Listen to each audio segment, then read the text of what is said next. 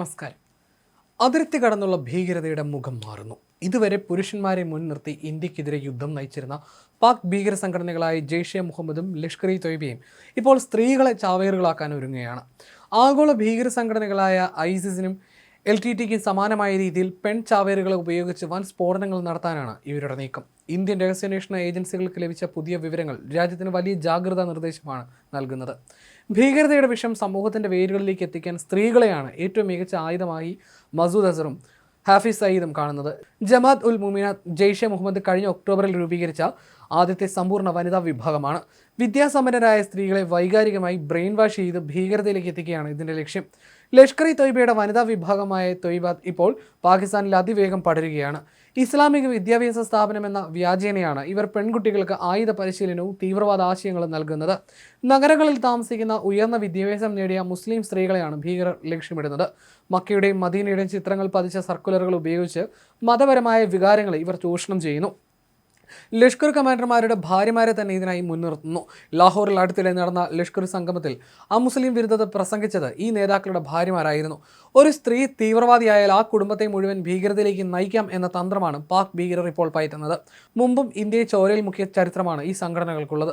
2001 parliament ആക്രമണത്തിനും 2019 Pulwama ചാവേർ ആക്രമണത്തിനും പിന്നിൽ മസൂദ് അസറിന്റെ ഈ ജെയ്ഷെ മുഹമ്മദ് ആയിരുന്നു. മുംബൈ ആക്രമണവും പഹൽഗാം ആക്രമണവും നയിച്ചതും ഹാഫിസ് സയ്യിദിന്റെ ലഷ്കറാണ്. പുരുഷ ഭീകരരെ കണ്ടെത്താൻ സുരക്ഷാ സേനയ്ക്ക് എളുപ്പമാണെങ്കിൽ സ്ത്രീകളെ എത്ര പെട്ടെന്ന് സംശയിക്കില്ല എന്ന പഴുതാണ് പാക് ഭീകരർ ഉപയോഗിക്കാൻ പോകുന്നത്. വിമാനത്താവളങ്ങൾ, റെയിൽവേ സ്റ്റേഷനുകൾ, മതപരമായ ചടങ്ങുകൾ എന്നിവിടങ്ങളിൽ വനിതാ ചാവേറുകൾക്ക് വേഗത്തിൽ നുഴഞ്ഞു കയറാൻ സാധിക്കും. ജെയ്ഷെ മുഹമ്മദിന്റെ ഈ മാറ്റത്തെക്കുറിച്ച് ഐക്യരാഷ്ട്രസഭ നേരത്തെ തന്നെ മുന്നറിയിപ്പ് നൽകിയിരുന്നു. ചാവേർ ആക്രമണങ്ങൾക്കുള്ള ലോജിസ്റ്റിക് സഹായം നൽകുന്നതിലും പുതിയ ആളുകളെ റിക്രൂട്ട് ചെയ്യുന്നതിലും ഈ വനിതാ ഗ്രൂപ്പുകൾ ഇപ്പോൾ സജീവമാണ്. ചുരുക്കത്തിൽ അതിർത്തിക്കപ്പുറത്ത് ഭീകരതയുടെ ഒരു പുതിയ പെൺപട ഒരുങ്ങിക്കഴിഞ്ഞു. ഇന്ത്യയുടെ സുരക്ഷാ ഏജൻസികൾക്ക് ഇത് വലിയൊരു അഗ്നിപരീക്ഷയായിരിക്കാം.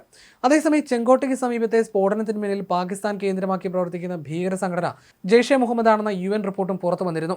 ഐക്യരാഷ്ട്രസഭയുടെ സുരക്ഷാ കൗൺസിൽ മോണിറ്ററിംഗ് ടീമിന്റെ റിപ്പോർട്ടിലായിരുന്നു ഇക്കാര്യം രേഖപ്പെടുത്തിയിരുന്നത്. സംഭവത്തിൽ ജെയ്ഷെ മുഹമ്മദിന്റെ പങ്ക് ഒരു UN അംഗരാജ്യം മോണിറ്ററിംഗ് ടീമിനെ അറിയിച്ചിരുന്നു. ഏത് രാജ്യമാണെന്നും വെളിപ്പെടുത്തിയില്ല. മറ്റൊരു അംഗരാജ്യം ജെയ്ഷെ മുഹമ്മദ് ഇപ്പോൾ നിഷ്ക്രിയമാണെന്നാണ് അറിയിച്ചത്. പാകിസ്ഥാൻ ആയിരിക്കും ആ നിലപാട് അറിയിച്ചിരിക്കാൻ സാധ്യതയെന്ന് വിദഗ്ധർ അഭിപ്രായപ്പെട്ടു. ജെയ്ഷെ സഹായിക്കാൻ ജമാഅത്ത് ഉൽ മുഅ്മിനാത്ത് എന്ന പേരിൽ വനിതാ ഭീകരരുടെ ചാവേർ സംഘവും രൂപീകരിക്കപ്പെട്ടതായി ഈ റിപ്പോർട്ടിൽ പറയുന്നുണ്ട്. വനിതാ റിക്രൂട്ട്മെന്റിന്റെ ഭാഗമായി ഈ സംഘടന കഴിഞ്ഞ ഒക്ടോബറിൽ ഓൺലൈൻ കോഴ്സ് നടത്തിയിരുന്നു.